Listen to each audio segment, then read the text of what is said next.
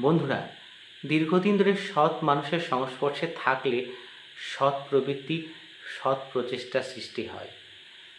অসৎ মানুষের সংস্পর্শে থাকলে নিজ প্রবৃত্তি দেখা যায়।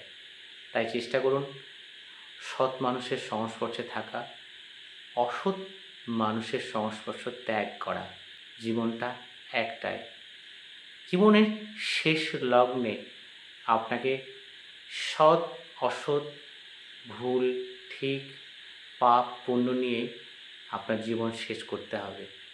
ফলে আজকের সাময়িক ভালো লাগা, সেই ভালো লাগার মধ্যে অসৎ প্রবৃত্তি যদি থাকে অবশ্যই ত্যাগ করুন।